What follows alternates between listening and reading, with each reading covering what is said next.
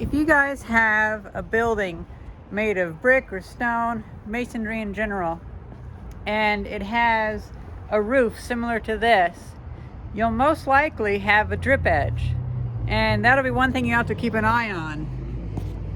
You might be spending time trying to fix leaks, and really your issue is that you have a broken drip edge. So I was looking at this building.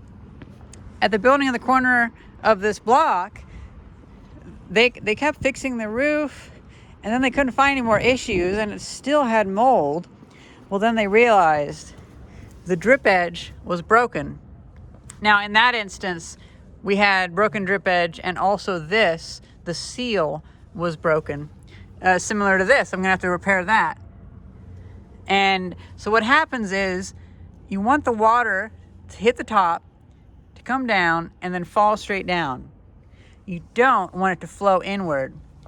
Now, a quick way for you to check is to, well, honestly, come out here in the rain and try not to be blown away and see where there's a wet patch on the brick.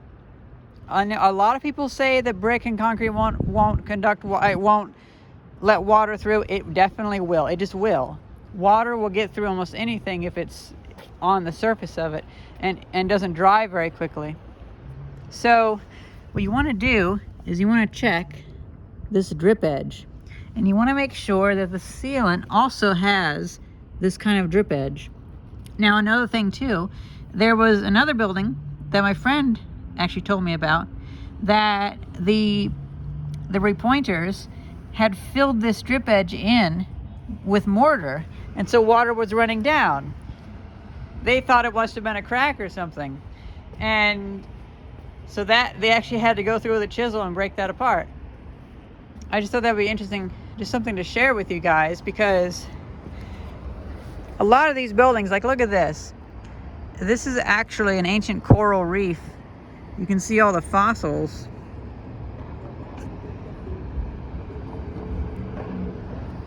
So this material is pretty soft and it's easy to break, but they really liked putting this on the tops of buildings, and I can't blame them. Like, look at all these beautiful fossils, and it looks nice from afar. Apparently, beetles, if I remember right, beetles just love this fungus, and they just clean this all up.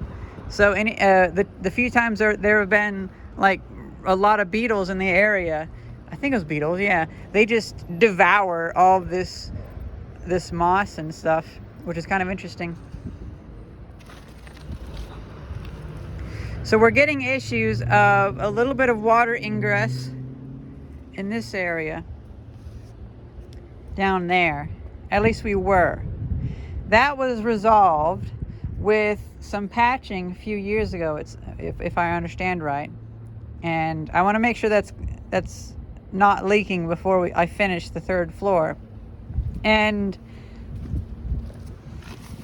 one thing I'm going to be doing is I'm actually going to be making solar-powered robots, I'm going to call them. They're going to look like little Mars landers. All they'll be is a little solar panel, a water detector, and anytime there's a pool of water, it'll detect the sunlight and it'll pump some of that water and get a siphon going.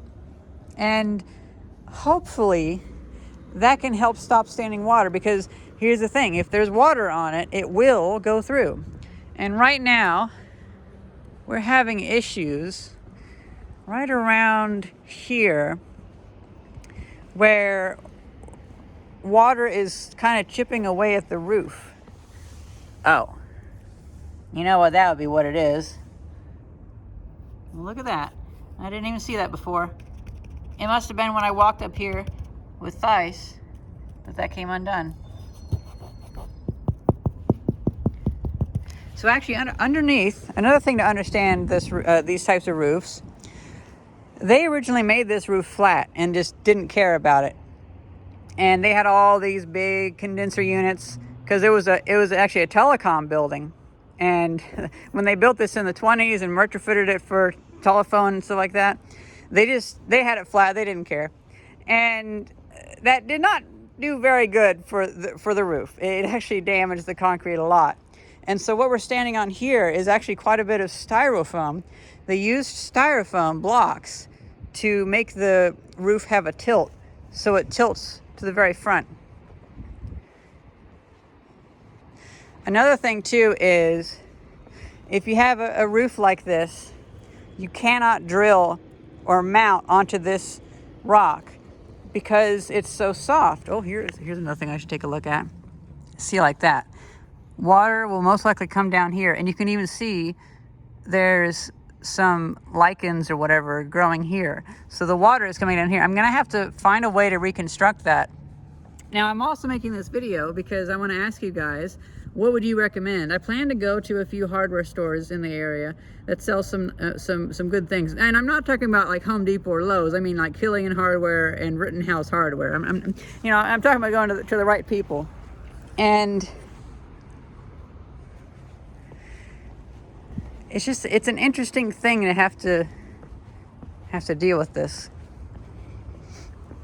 The first area I'm going to be building, that little water pumping robot, is to be right here and to move all that water that sits there over there. If we go downstairs,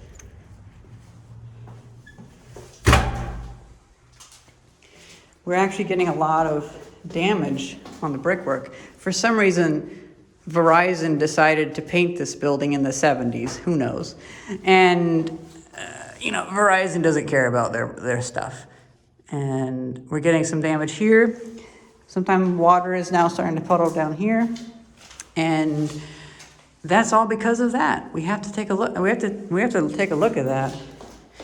And the underside of the roof, I have to be very careful with this because, pretty soon some of the ceiling is going to be covered up. And also, whenever you're taking care of a building like this and putting it back into service, I mean, the other floors have offices in them. It's just this upper floor that, it was really bad, and then the economy crashed. And so this has all been up here since 2008 or so. And it makes sense because there's a lot of issues with stuff. And the economy crashed. So we have some damage on that pillar, and then a lot of damage on this. Well, I mean, it's not like structural damage too much, but it is a little bit. It's starting to crack, and we've noticed that the floors are cracking too. Although there is this filler that was put in by the previous owner in the 70s, Verizon, and so judging by the width of that, these cracks actually aren't that new. They haven't grown that much, so that makes us feel better because all this drywall was in the middle, and we were really worried having 8 tons of drywall sitting in the middle on the 3rd floor for 18 years or whatever it is. That's got to do some bad things to the building because that's a lot of weight, and it's not supposed to be in the middle. The 1st floor was where all the computers and mainframes were, but the 3rd floor, this was just where like the ladies had their desks and their switching stuff, the operators. So yeah, that's just a little look at what I'm dealing with here. And I hope this could maybe help you guys if you're just curious about industrial grade buildings from the 1920s, or if you have a building that has masonry, or if you can maybe somehow take the knowledge from this video and integrate it into something else. Here's one corner. This corner has given a lot of issues. It gave more of issues before. It's not really disintegrating right now, but I'm going to be very, very vigilant on it. And by the way, back there is terracotta. So it has terracotta and then brick on the outside. And here's a little look at some of the original wiring. Ooh, you know what? Some of the original wiring. I'll actually give you guys a little treat.